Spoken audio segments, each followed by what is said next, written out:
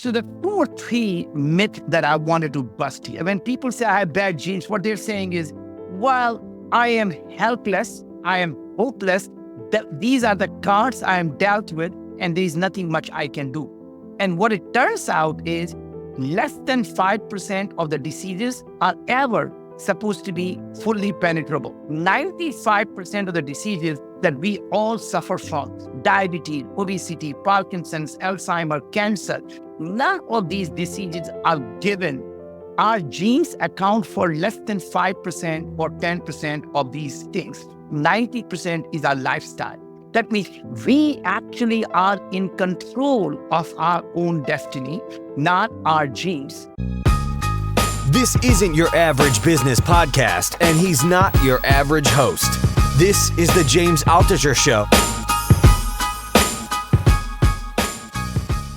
Your book and your company, Yeah. which I hope I can be a customer of, I am trying to reverse the clock in one very specific area. Tell me. I am trying to, when I was younger, I was a high-ranking chess master. Yeah. And now that I'm older, I think my brain is weaker, and I'm not, it's when you get older, you're not as good as the younger people, and I'm trying to be as good as the younger people. I mean, I am now 65, brother, chronologically, and my biological age is now down to 33.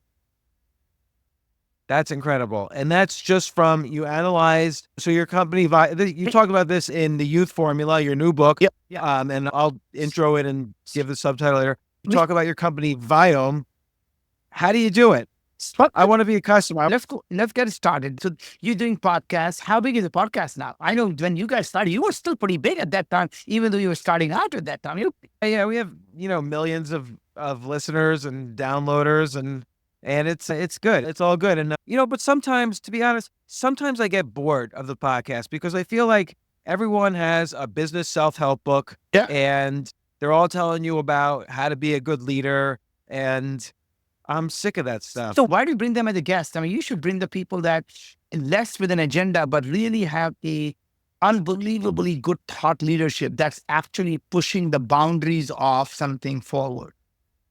Yeah, that's what I'm more leaning towards now. And also like that, and good, like someone who is the cutting edge of whatever they're doing, like you, and someone has like a good story. Like that's another category. They need to be inspiring. I mean, I find most podcasts in the first 15 minutes, I'm just like, fuck, this thing is boring. If you can inspire people, you can entertain them, why bother? I agree. Ultimately, everything is storytelling. You communicate ideas on the bridge of a story between two people. Yep. And, just like in your book, for instance, you're talking about the story of you had these incredibly old grandparents and so on, but then your dad was not as old. Yes. And it's like you were telling the story of your company and your own path towards youth by telling a little bit of his story and what was going on there. And it was interesting. That's how you communicated your ideas. Look, I read your book, and the first thing I thought was, I need to get my microbiome,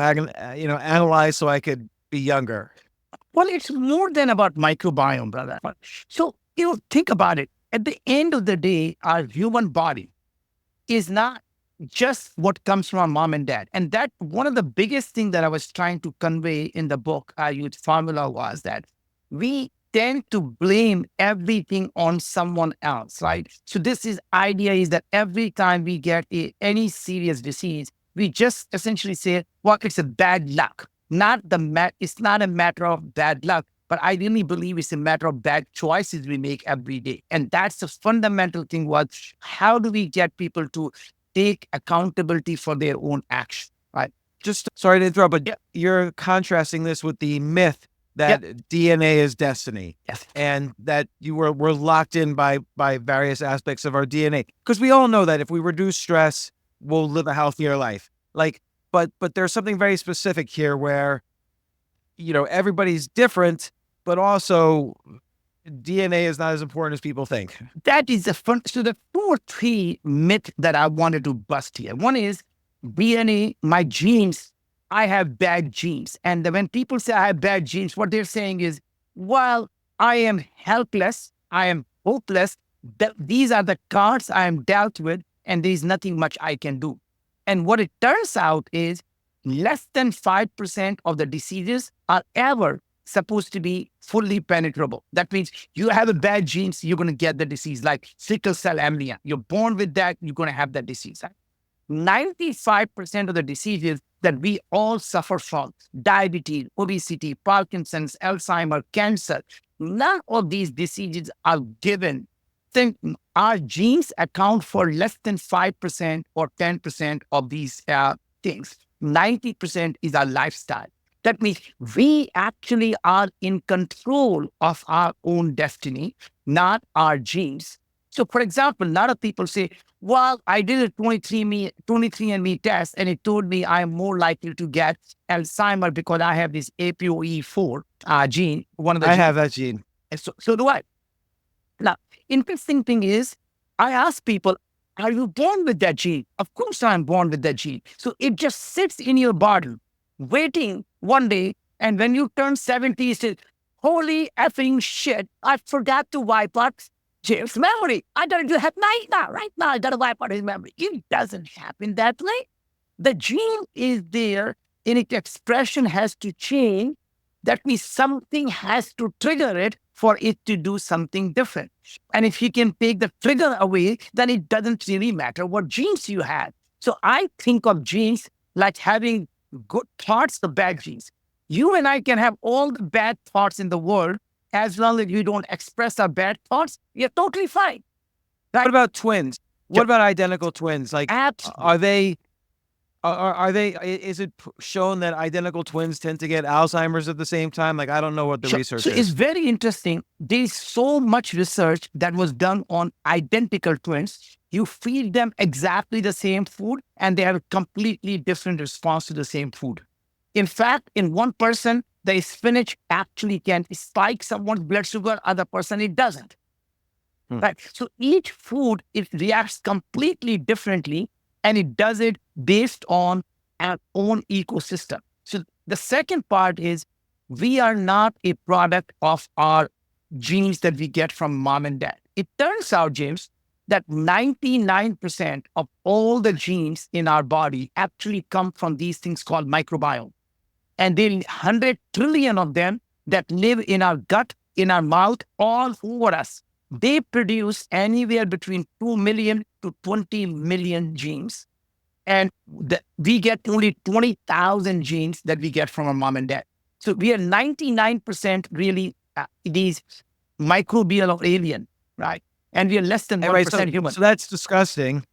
First off, that's completely gross. But are you saying those genes are just as important for us as the 23,000 genes that are part of our DNA? And answer is actually more important because remember, it is not about them and us. We actually symbiotically grew together as one organism. So think of us human being as one super organism that has outsourced many of our functions to these organisms. So remember, these organisms were on planet Earth 3.5 billion years ago. Right? So think about amoeba, bacteria, all these guys, they are the one who created the atmosphere. So when the Earth, in the early days of Earth, we were nothing but full of carbon dioxide. Then these organisms came that can start to absorb carbon dioxide and start throwing oxygen. And when there was enough oxygen, the more organisms came about. So humans are only a couple of 100,000-year-old species, right? So we are very, very young, and these organisms has been around for a long time. So you could argue in a tongue-in-cheek that maybe these organisms created us so we can carry them around, right? So think about from their perspective. Right? So this is a creation story, if a funny creation story that to explain the role of microbes in our lives, right? Imagine now this, I'm going to tell a story like a cartoon story, right? Imagine 1,000,000 years ago, these bunch of these microbes got together and says, we have what's the problem, sir? We're sick and tired of living in these savannas of Africa. We need to conquer the world. We want to take over the world. And they all looked at each other. What do you have in mind? And the young microbe says, you know what? What if we can create something bipedal? And what if trillions of us could live inside that? And these guys are going to go everywhere in the world, conquer the world. They're going to poop everywhere. They're going to spread us everywhere. And we're going to take over the world. And they created this thing and they ended up calling it humans, right? And everybody was so excited, humans. And as the humans started to evolve, all these bacteria got together and said, oh my God, master, what have we done? Just like today, we are afraid of AI and we are thinking, oh my God, one day AI is going to take over humans and going to wipe us out. All these microbes are thinking, oh my God, what if these humans someday become smarter than us? Aren't they going to just kill us? And so they assembled together and say, master, we have a real problem. What's the problem, son? Aren't you worried these humans are starting to develop brain? And what if they someday become smarter than us and they start to kill us all? Aren't we all going to get wiped out? They said, nah, not to worry, son. Master, what have you done? Well, let me tell you the secret then. We lived a 40 trillion of live inside their gut. We put a direct connection to their brain and they call that vagus nerve. Can you believe that? Thinking that by naming it after Las Vegas, what happens in the gut is going to stay in the gut. The little that they know, what happens in the gut goes everywhere. We control everything in their brain. When we are full, we tell them, I'm full. When we are hungry, we tell them we are hungry. When we want certain type of food, we make them addicted to that food. So whatever we want, we make them do it. We even control how they think and what they think. And by the way, I'm going to come back to science about what the science says now, right? That's it. Master, that is good. What if they actually don't take care of us? Well, we have another thing we did. What did you do, Master? Inside their cell, we put one of our brothers, and they call that mitochondria. It is one of our bacterial brothers. We talk to them all the time. If they don't take good care of us, we just call our brother and say, hey, brother, shut the energy down. They're done. And we control every energy of their cell in their body. We control it. And that's how we're going to control humans. So don't you worry. Just enjoy the ride and let them take care of you. And this is how the humans were created. So this is obviously a tongue-in-cheek story. But now think about what science says. Just about 2 months ago, there was a paper that they published.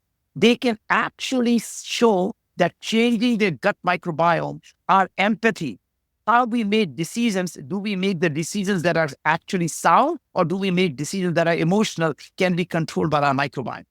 Think about that for a second. You change the microbiome, people's addiction change. Right? And they have now proven that not only microbiome is involved in every disease from diabetes to depression, Alzheimer to Parkinson's, or even cancer therapy. So they did the study where they took people who had cancer and they give them immunotherapy. It works for about 40% of the people. And the other 60% where it did not work, they simply gave them a new fecal transplant and suddenly the drug started working. So a fecal transplant. So they took basically the feces, the shit from a healthy person. Exactly. Put it inside your gut. And then the same immunotherapy started working that did not work before. Right. And now they've shown. What is immunotherapy? So immunotherapy is basically a drug that you give when somebody had a cancer. Okay. And by the way, it is same thing what they've proven, the people who had addiction to alcohol, and they simply changed their microbiome by giving them a different feces, and suddenly their addiction to alcohol went away. Right. So this is that because you're putting in the microbiome and then it spreads, the new microbiome spreads, so it becomes... So basically the way it works is they give you massive amount of antibiotics to kill all your current microbiome, right? And then they actually populate the new microbiome from a healthy person. And there are two ways of doing it, either front door or a back door. In a front door, they give you capsules that are poop capsules, or in the back door, they give you the enema. Man, I want this now. Oh, don't say that. I want to start fresh. Or so to speak. Well, make sure you get a good feces. That's the key.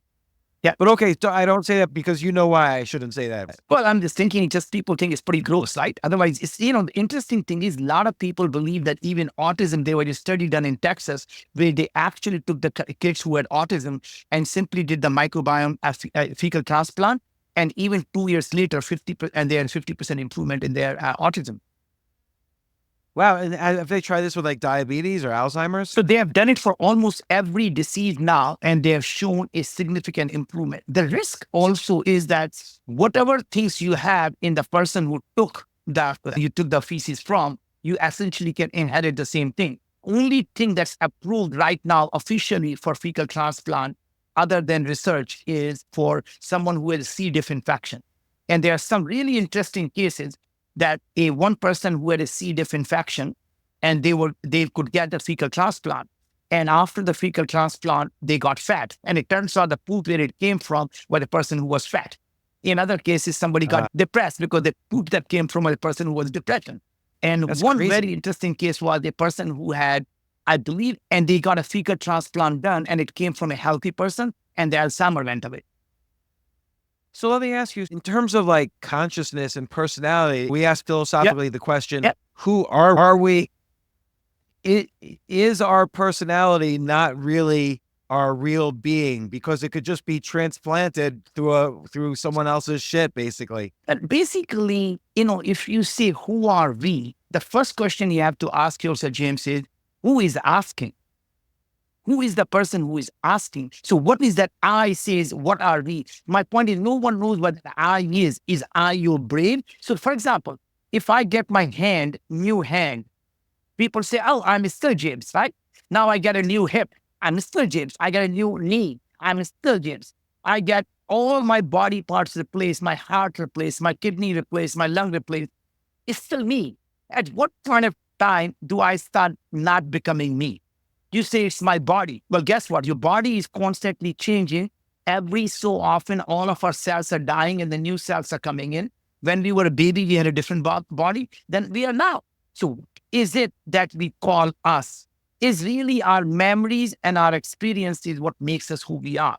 If people say, well, our soul, there is something called soul. Nobody knows what that soul is, right? But we have a soul that's supposed to be who we are.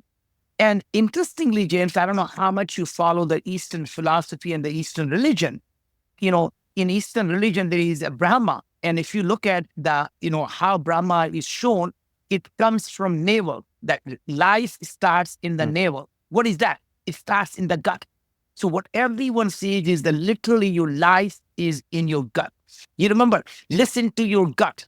Do the gut check. What's happening? How are you feeling? Do a gut feeling. What they're saying is ask your microbes everything and thou shall get the answer. And so then it does beg the question then, if who we are, even from a ancient religious perspective, is this bacteria and biome that is in our body, is there even something deeper than that strips that away to get to a soul? It is philosophically, it is hard to imagine what soul is or even who we are. So let's now, and I don't want to go through this rat hole, but knowing you, I knew that you couldn't probably avoid these things once I got there. So think about we or anything that we see in the world is made of atoms. Everything in our body is made of atoms, right? What is atoms made of? Atoms are made of neutrons and protons and electrons, right? What are they made of? Quarks. What are they made of? Bosons. What are they made of? Energy. So we basically are nothing but a floating energy. Our human mind creates this impression that my hand is solid, this table is solid. But the fact is, we know there is nothing solid. It's all energy waves. Our mind, through haptic feedback, says, oh, that's solid. My mind creates the images that we see. At the end of the day, everything is nothing but electromagnetic waves. They hit our retina, and our retina makes up everything in our mind. So everything we see is a hallucination. So if I say this blue sky, first of all, there is no such thing as blue color because color doesn't exist. Our mind makes up that color. The sky doesn't exist because it's nothing but scattered light, but we see it as a physical barrier. Everything we see as a tree or a mountain is nothing but a floating energy. And if you believe they are in quantum state, that means they are in every possible state of quantum. And until we observe it, the waves doesn't collapse. And when we observe it, the waves collapse. But that means there is nothing that really exists until we see it and we create that in our own mind. You didn't want to go into that. That's that one. No, I did. But we all sort of share this hallucination, right? It's not unique to us unless everybody else is a hallucination. There's only I. Well, interesting thing is, it is no different than any other video game. That's a multiplayer game. One person creates something virtual and then every other person can see it because that persists. And it only persists across the human species. Dogs don't see the same thing as we do. The bats don't see the same thing that we do. In fact, so much so, you and I, if I were to tell, James, do you hear the Taylor Swift playing? And you're going to say, what the hell are you talking about? There's no Taylor Swift playing. And I put a radio right there and suddenly you can hear Taylor Swift. That means the radio waves are already here. We just can't hear because our audio cortex can only hear very small wavelength of sound. Eyes can only see a very small wavelength of light.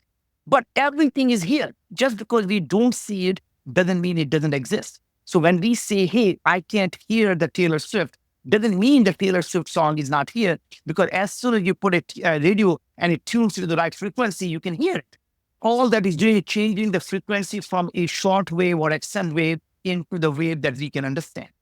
And so it is interesting then, though, that you can basically change every aspect of your life, like even what you think is core to you, other than maybe your memories. You could change even memories, your core brother. being. Memories are constantly being rewritten. Every time you remember something, you actually modify and rewrite it. Right? So in fact, every experience rewrites your memory. And our memories are constantly changing, even though of the same event. Someone reminds you of something at that time and your memory changes. And you say, so James, do you remember when we were together, we did this? You may not remember. Now you created a new memory. Right. So, and a lot of the time that memory is filtered based on whether you're optimistic or depressed or angry or afraid. And you're saying from the changing the microbiome, like for instance, through this fecal transplant, I could completely change that filter, the way I experience the world. So microbiome doesn't control the wavelength of a light that we see. Microbiome don't control the wavelength of sound that we hear, right? So it's not that our visual cortex or our audio cortex or somatosensory is actually being changed by microbiome.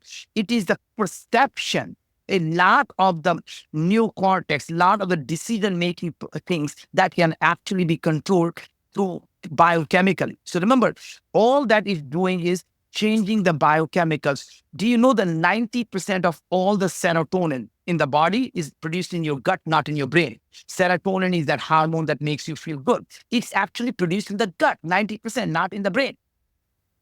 GABA neurotransmitter is produced in your gut. So a lot of these neurotransmitters are actually traveling through vagus nerves back and forth.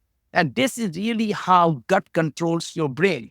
In fact, you know that when people take Ozempic, interesting thing is Ozempic works through your gut, and suddenly people are not seeing that news or not.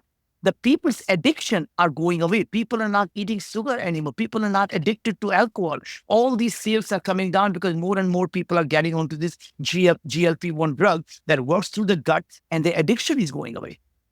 So it's interesting how little control, again, we have over, or a little control we think we have over our health, over our disposition, over our feelings.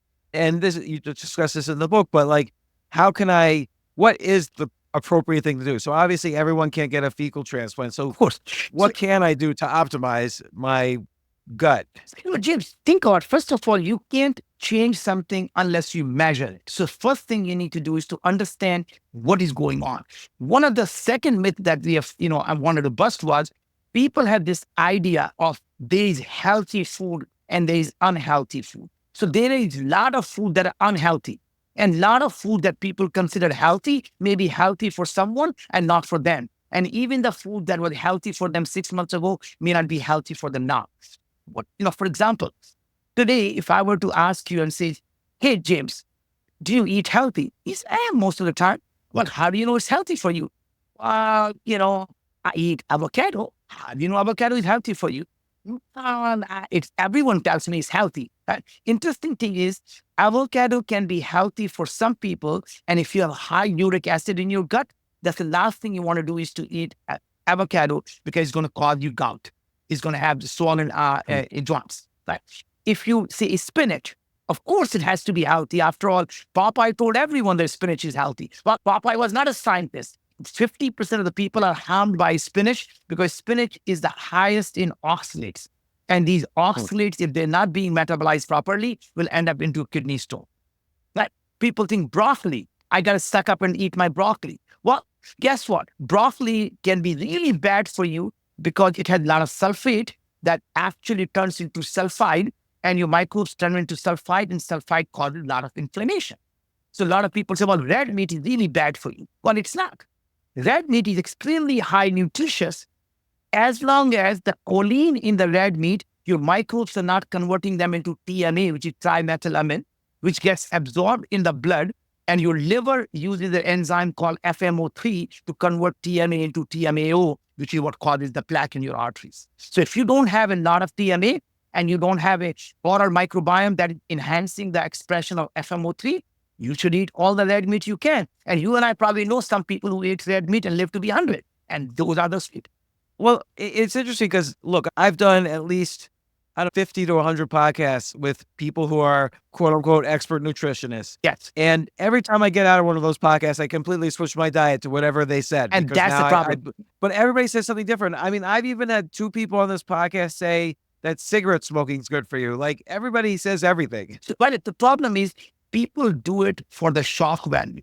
And people say, oh my God, don't eat lectins. It's going to kill you. That is a complete effing baloney. And by the way, the same person who tells you lectins are bad, they'll tell you, take my supplement, everything is good. Just buy the shit from me, everything you're eating is good. There are people who say, grains, oh my God, grains are so bad, they're going to destroy you. Well, except take my supplement and then everything is fine. Right? What we believe is it's not you. You need to measure it and find out what is going on in your body. So when say caffeine is good or caffeine is bad, answer is it depends. Is broccoli good or bad? It depends on what's happening in your body.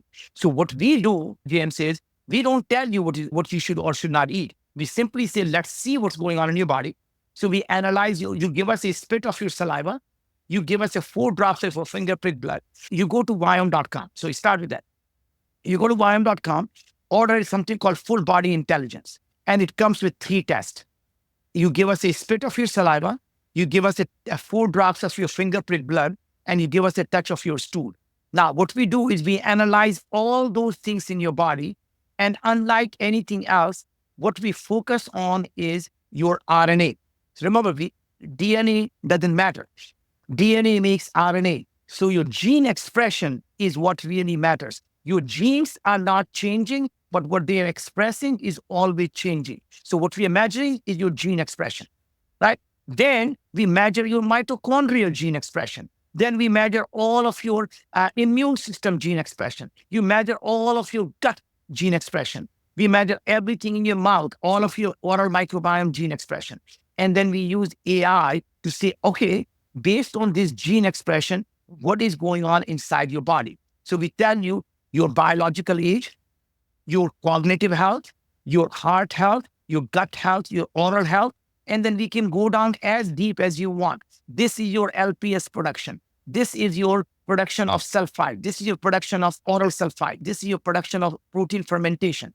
And once we do all of that, now I can say, James, for you right now, not forever, right now, you should avoid eating avocado. Don't eat shrimp, and here is why. Or don't eat a chicken, and here's why. You can eat oats, but don't drink oat milk, and here is why. So we always tell you, eat this food, and here is why. Don't eat this food, and here is why. Everything you need in your body, in addition to your foods, you should take every day 22 milligram of elderberry. Make sure you take 79 milligram of aminase or protease to digest your protein that you're eating. Take 73 milligram of lycopene, and we go through every vitamin, minerals, herbs, digestive enzyme, amino acid, food extract, and we tell you what you need in what quantity. And if you want, we custom make the powder and put them in a capsule and ship it to you every month. There is no pre-made. No 2 people ever get the same formula, ever. Right? So we custom make that just for you. And so what have you seen as the results, like among the customers? You guys have been around for 10 years. Oh, first I wanted to ask about the AI. How did you train the AI? Did you have a bunch of microbiomes and results Yeah. from So we treatment, and they trained on that? So we have now analyzed over 1 million samples. We have now over 100 quadrillion biological data points. We have the largest database on humanity ever assembled by a human. I can't tell you what Martians may or may not have done on humans, but I can tell you no other humans have done this. We take all the data, then use AI to actually now tell you what we have done. In fact, we have published the peer-reviewed paper that shows in 6 months, people's diabetes HbA1c comes down by 30%. Their IBS, 15% of our population suffers from IBS, which is, stomach ache, constipation, diarrhea, bloating. It goes down by 49% in 6 months. Your depression measured by PHQ-9 clinical score goes down by 47%. Anxiety measured by GAD-7 clinical score goes down by 42%. And these are all published in American Journal of Lifestyle Medicine. You can go check it out. So we literally have all this data published and saying, this is the results you get. And so what have you noticed about yourself? Like, Very interesting. obviously you've been doing this. So a couple of things. So first of all, my biological age, I'm 65 chronologically. All that means is since I was born, the earth has gone around the sun 65 times, right? But biologically, my age is now 33. That means I have energy and my cells that are actually 33. I thought honestly that my guys are being really nice to me to make me look good. So I actually secretly went and did a third party a biological age test just to make sure that I was not being fooled by my own people. I was drinking my own Kool-Aid. And I can show you that actually my biological age, and I'm going to send you the report and you can see it for yourself. My biological age is now 33, right? Now, I have lost 25 pounds. When I run up the stairs at 65, I don't do one step at a time. I run up the 2 stairs at a time.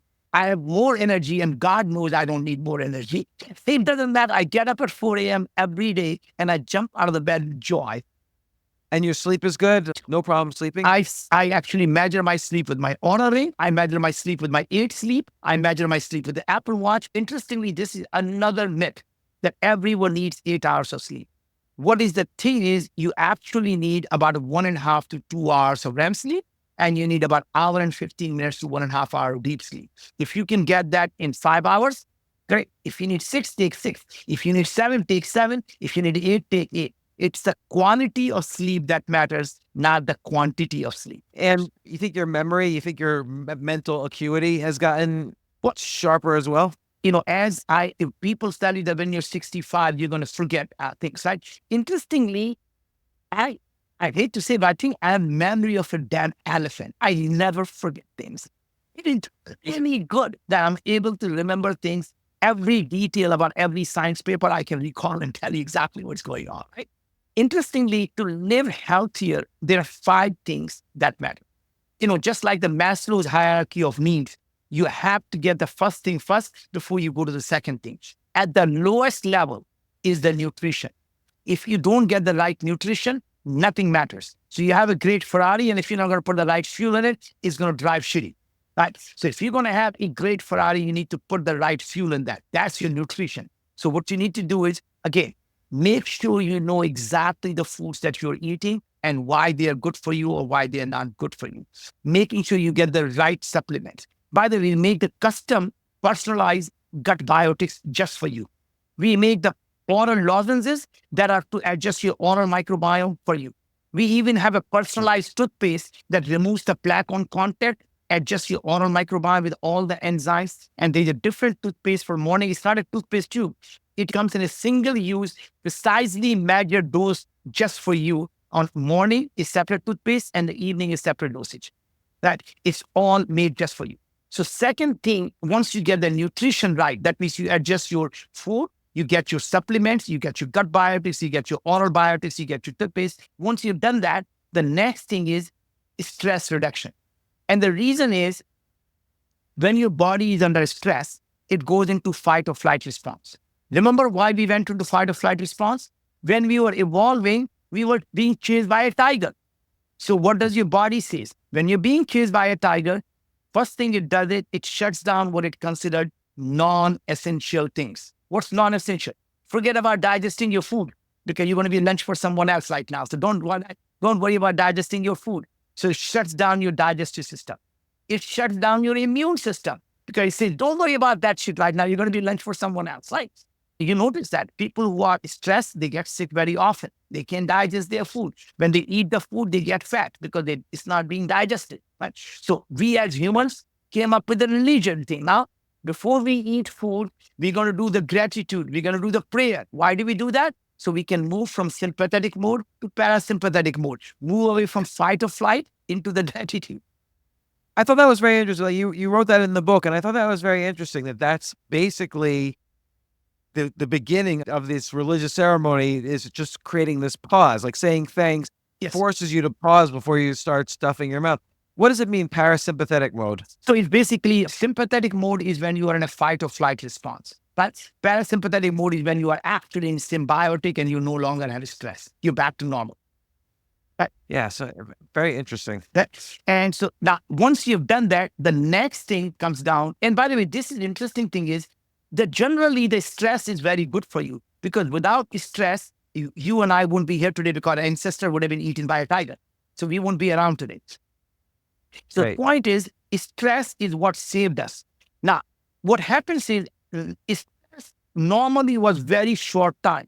Either you got eaten by a tiger and your stress went away, or you survived and your stress went away. But today we live in this modern society where we have stress constantly. You go to work and your boss stresses you out.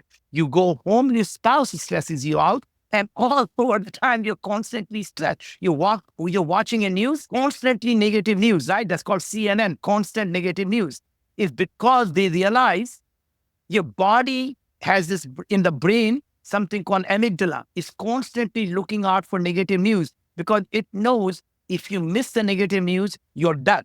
If you miss the positive news, who cares? So your amygdala is constantly looking for negative news. And that's the reason all the newscasters realize if it bleeds, it leads. Get the damn negative out. There is a rape here. There is this murder here. There is every negative news because the brain is going to pay attention. So they get the advertiser there, right? So that's really the whole theme is everywhere there is a stress. And your job now is to reduce the stress. So what do? Stop watching the news. If your boss is stressing you out, quit your goddamn job and do something else. If your spouse is stressing you out, you know what to do with that, right? So point is, you got to get all the stress from in your environment. The third is exercise. Very interestingly, most people think you need to be a gym rat. You got to spend 2, 3, 4 hours in the gym. The answer is no. Your body just needs to move. As long as you're moving 45 minutes, 30 to 45 minutes every single day, if you can get some uphill, you get a little bit of hard up, perfect. As you start to age, you need to do a little bit more muscle training. You don't need to lift weights. Normally, what I will do is, even if I'm traveling, you do a bunch of push-ups, you do a bunch of squats, and you do some lunges. You just use your body weight. That's all you really need. You don't need to go out there and lift 200 pounds and trying to be Arnold Schwarzenegger. That's not what your body needs to live now. The fourth is sleep. Sleep is important. But again, as I mentioned, it is the quantity that you need to focus on, not the quantity. So make sure you measure things. So make sure you have a thing to measure. I personally love sleep. And the reason is, I like it warm when I go into bed. And as I go into the REM sleep, it changes, the temperature goes down. When I go to deep sleep, it changes it further. And when I start to wake up, it starts to warm up. So I like it. And it actually gives me a really good night's sleep. And even though I get 5 hours of sleep, last night I got about 5 hours sleep. And I actually had about hour and 45 minute REM sleep. And I had hour and 10 minutes of deep sleep.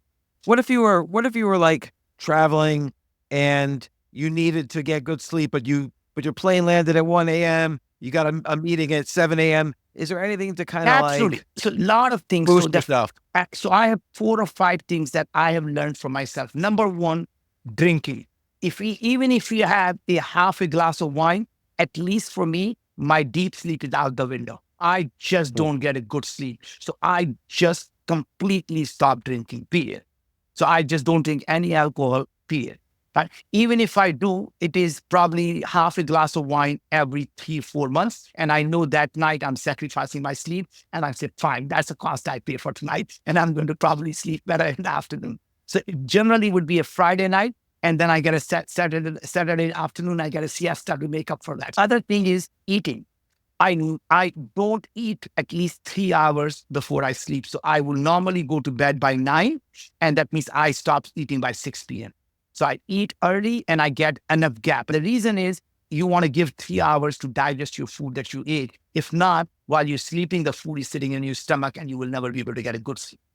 Right? So eat, make sure you, and by the way, it's really interesting, James. In my religion, Jainism, my mom and dad would tell me they don't eat after dark. And it's like, I always wonder, it's mom and dad, now we have light. Why do you worry about? And now I realize it was very simple religion that said, hey, if you don't eat after dark, that means you're eating while the sun is there and you get 3, 4 hours before you sleep. And that was basically scientific religion, and they turned it into a religion. So interesting how so many of the practices from religion really have a scientific basis to it, but they just didn't really know how to express it that way. Yeah, exactly. So they came up with these ideas, this is what you do. And, a lot of people say, oh, gee, I really believe in fasting. Guess what? In at least Hindu religion, there are probably every month, there's something where you fast. Like, oh, this is today is the, blah religion thing, you fast. Yeah, it's interesting. I mean, every religion has this, Lent, you give up these things, so you fast, right? And, Muslim religion has the 30 days of not eating during the day. What about intermittent fasting in general? Because it seems like most of the dangerous things that we can do involve food. Oh, if you eat too late, you can't sleep. Oh, if you eat the wrong foods, you're going to get Alzheimer's. Like it seems like if you avoid eating, you're going to do pretty good. And not really. You mentioned an intriguing thing in your book. What if we could engineer our genes so that we don't need as much food? And by the way, on intermittent fasting, there is a research that came out. It was done on the large number of people that shows people who do intermittent fasting actually die faster. Oh, really? Yeah. So in fact, I better stop intermittent fasting. I mean, in fact, if you were to just Google intermittent fasting and death, you can see actually talks about that how people who are intermittent fasting, they actually die faster. And a lot of people get very upset, well, they didn't control for this, they didn't control for that. It's a religion. You can argue against the religion. Right. And so one thing we learned, James, was very interesting is that people who are on these fat diet, like keto diet, we found that people who are on keto diet, they tend to be aging faster than their chronological age. So the paper that we published, we showed that people who are on a keto diet are 5 to 7 years older than their chronological age because their body is completely being effed up by not eating carbs. Same thing on a paleo diet. People say, just eat how an ancestor ate. And I kept reminding people, it sounds so good, eat like your ancestors. And people forget our ancestors used to live to 22 years old. If you want to eat like your ancestor, sure, die like your ancestors. And eat like your ancestors. They died at 22, if that's what you want. Well, you look at every society and every blue zone group, for instance, they all have a carb. Like Japan, there's rice, there's carbs everywhere. Remember, Mediterranean food is all nothing but carbs. Pasta and pizza. Yeah. Right. So I don't understand these people come up with this paleo diet and keto diet and say, just give up everything. Somehow think that's good for you to get rid of the whole macronutrient from your diet. But that's interesting, though, about the keto diet making you age more quickly. Yeah. And, it is true. And the reason is because you are actually think about every of your cell. Your cell requires carbs that if you look at all the cell walls, they're all glycans, they're all carbs. I mean, if you're not eating carbs, you can't be feeding yourself, period. Right.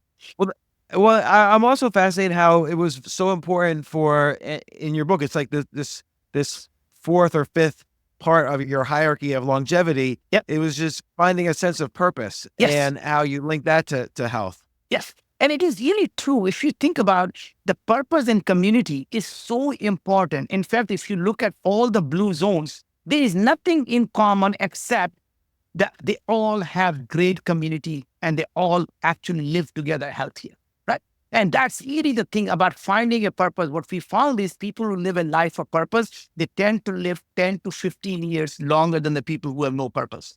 And that's just amazing to see. Well, let me ask you this, because I've noticed this among entrepreneurs. A lot of times, a friend, let's say someone's an entrepreneur, they work really hard, they're working 100 hours a week. Yep. They sell their business, and they're happy they sold their business, but a week later they get a heart attack. Yeah. Like, I've seen this more than once. Like, this seems to happen like you would think when they were really working 100 hours a week, they would get the heart attack. But it's actually when they're totally relaxed and happy right after they sell the business, they get the heart attack.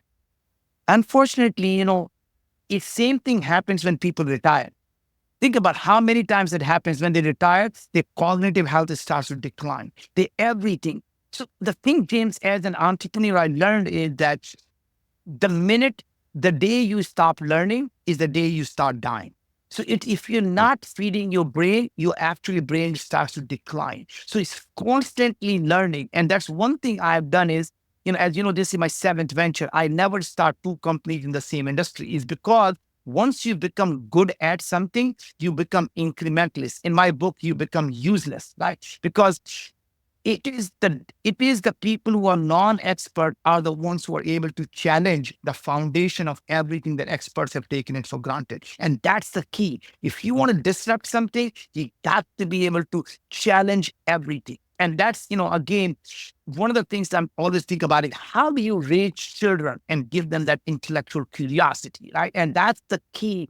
My mission has always been entrepreneurs have to have a couple of things that in my humble opinion, is that the entrepreneurs have to feel alive. And the only way you know you are alive is you have a heartbeat. What does the heartbeat feel like? It goes up and down and up and down. And when it's smooth, you're dead. So if you ever find as an entrepreneur, you're living a smooth life, that means you have chosen to live a life of a dead person. When you have these ups and downs, tells you you're still alive, because when you are down, all you have to do is hunker down and know the next beat is going to be up. And when you are on top of that beat, never become too arrogant, because always remember the winter is coming and winter always comes. It's so true. Like, I've seen in the times of my life, whenever, like, let's say I sell a company and I think, man, I won. I did it. I finished my job as a human being, which is I got successful. That's the signal that I'm about to go completely broke right there. And, if you get too comfortable, it's over. That's exactly the point. When you get the smooth line, you start to feel smooth. You're basically now chosen to live a life of a dead person. So it's interesting. It seems like what you've done, like, I've observed the Naveen method, right? You take an idea in each one of your businesses, you kind of ask, well, what's the cutting edge? And then you say, well, what's further? Like, we're not just going to go to the moon. We're going to go to the moon and mine rare earth elements on the moon. And we're not just going to build a search engine, all the way back at the beginning. We're not going to just build a search engine. We're going to build, every search engine plus social media plus commerce plus everything. So, and now here with this, we're not just going to like clean your gut out. We're going to make you live to 300. Yeah. And this is honestly is about taking on so this is a framework, James. I think we never talked about last time. There's a framework that I use every time I start a new company or a new project. And I want everyone listening to it to actually think about it for a second. Ask yourself 3 questions. Why this? Why now? Why me? And why this is a very simple thing. You ask yourself, God forbid I'm actually successful in solving the problem that I set out to solve. Would it help 1 billion people live a better life? And you don't ask it because somehow you're a philanthropic person and you want to do a lot of good in the world.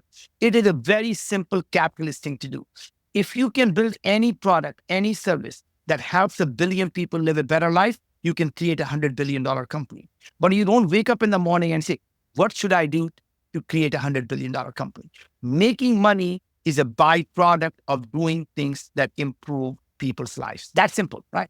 That means making money is like having an orgasm. If you focus on it, you're never going to get it. You just have to enjoy the process, right? That's the rule. You don't focus on making money. You make money by doing things that you love. Are you still blushing or should I continue on the next thing? No, go, keep going. The second thing is why now? So why now has 2 parts. Why now is First of all, what had changed in the last couple of years, but more importantly, what do you expect to change in the next few years that will allow you to solve the problem in the next 3 to 5 years at scale? And this problem could not have been solved 5 years ago. Am I intercepting the technologies of tomorrow to solve tomorrow's problem? Or am I using the yesterday's technology to solve tomorrow's problem? Because if you take something that could have been done 5 years ago, by the time you implement, you're already obsolete because things are moving so fast. Somebody's going to come behind you and actually make you obsolete, right? So you're really looking at that. The second part of the puzzle really is you never focus on how, you focus on what needs to be done. Right? So you never say, how am I going to do that? You simply say, what are the problems I need to solve for this big problem to be solved? So for example, if you say, hey, I want to live on Venus, you don't say, oh, how am I going to do that? You simply say, all right, what are the problems I need to solve? Number one, I have to be able to leave the Earth orbit. Got it. You have to go from Earth orbit all the way to Venus orbit. Got it. Number three, I have to land on Venus. Got it. Number four, find a way to live on Venus. So there are only 4 problems that need to be solved, right? And then he said, okay, we know going from Earth surface to Earth orbit, we know how to do that. It's called rocket. We have built them many times. We know what to do. But going from Earth orbit to Venus orbit, we built the horizon. It went all the way past Pluto. We know how to go long distances. And maybe if you're going to take a bunch of humans, maybe we'll have to modify a little bit, but it's an incremental problem. It's not a destructive problem. Same thing landing on Venus. Well, we landed on Mars 3 different ways. We did a bouncing ball, we did the crane, we did the parachute. Maybe the atmosphere on Venus is slightly different, but we can modify one of these methods, but we know how to do it, right? Living on Venus. Great. Now, comes down to my last question. Why me? Why me is what questions are you asking that are different from what everyone else in the industry is asking, right? So when you say, I want to live on Venus, the first question people say, how are you going to grow the food on the Venus? If you ask that question, the only solution is to find a way to grow the food. But if you ask yourself, why do we eat food? And you say, oh, the reason we eat food is because I need energy and I need nutrition. Okay. What are the different ways can we get energy? And suddenly you opened up the problem that may not require growing food, right? Because there are bacteria that grow in the radioactive nuclear waste. They get energy from radiation. They, in fact, have figured out how to protect their DNA from radiation and how to use radiation as a source of energy. Now, what if we can take their genes and modify ourselves to become radiation resistant? And now we can use radiation as a source of energy. Honey, do you want to go out and get some radiation? Not, honey, do you want to go out and get some pizza? And suddenly you have opened up a problem to solutions that were never possible before. That's the key to understanding that asking a different question opens up the possibility of the solution that had never been done. And that's the key of disruption, is asking the question that no one did. When everyone in the industry was focused on DNA, we said DNA doesn't matter because DNA doesn't change when you become diabetic. DNA doesn't change when you have heart disease. Your DNA doesn't change when you die. So if DNA can't even tell you you're dead or alive, how will it ever tell you you're healthier or sicker? So that's the wrong problem to solve. It's interesting because I think going through these questions like you just did, and I think you having this process, I think that's what gives you the enthusiasm and even the salesmanship to kind of sell these ideas, in the sense that you're really presenting a vision that you almost defined it, that you uniquely have. And then now you have to create this vision. Yeah, and the interesting thing is you never ever have to sell something. The thing is, people buy. You don't have to sell. People buy things that they believe in. So all you have to do is create a vision in such vivid details that they can actually imagine it and see it happening. If they can imagine it, see it happening, they start to believe in that. And once they start to believe in that, they start to buy that vision, right? And that's the key. People think they need to sell. My job is never to sell. My job is to have you buy. Yeah, I mean, look, you have to, I guess what it is you're selling something, you're so enthusiastic about it. Like, I always feel like sales means lying. Like, in order to make the bridge between my brain, my seller's brain and your buyer's brain, someone has to lie. But if you're just kind of, if you're selling this vision of a better world and everybody can share into it, then the sale happens naturally. It's exactly like organic. The point. You create a shared view of the world is when the sale happens. That is the art of storytelling where you're creating a shared vision. Thank you for putting that. That's brilliant. So how much of your day do you spend on your business? And I would say 910%. I know this is like kind of a shitty thing to say, but the point is I get up at 4 a.m. every day. And that's all I do is until the minute I go to sleep, this is all I think about. And, my energy is, by the way, the same when I get up at 4 a.m. until I hit the pillow. And when I hit the pillow, within 5 minutes, I'm out. And do you want to take it public? I mean, you're probably sick of having public companies. What do you want to do? Well, James, I never ever worry about what I want to do with the company I have. It is really simple. Neither the IPO nor stuff. These are financing strategy, right? So to me, if you build a great company, you have all the options available to you. You can sell the company. You can keep it private if you want. You can take it public. If you build a shitty company, there's only one outcome that's open to you. So don't build a shitty company, right? You keep building a great company and all the options that you want will always be available to you. So you focus on every day you wake up, ask yourself, how am I going to help someone's life live better? You keep improving people's life. That means your product and service is making people's life better. That means now you have a loyal customer base. And if you have a loyal customer base, you have a constant revenue. If you have constant revenue, you have all the options open to you. So I'm going to ask selfishly then, like from the time I send in all my samples, how quickly do you send me back results? 9 days. Average, all 3 samples processed within 9 days. Right now, I look at the numbers every single day. My last number I saw was average of 90% of samples were returned in 9.1 days. And then with the same 9 days, do I start getting like my supplements? So basically you get the results, and if you order them, it takes about 10 days to custom make them for you. So 10 days later, you will have a custom made supplements for you. Man, I'm going to try this to get better at chess. Honestly, James, it will change your life. Oh, that's excellent. Well, Naveen, I'm going to get right to that. But so once again, thank you so much for coming on the podcast. Last time I think it was like 9 years ago. I think it was 2015. You were doing your Moon Express company. And thank you once again for coming on the podcast. Always an inspiration.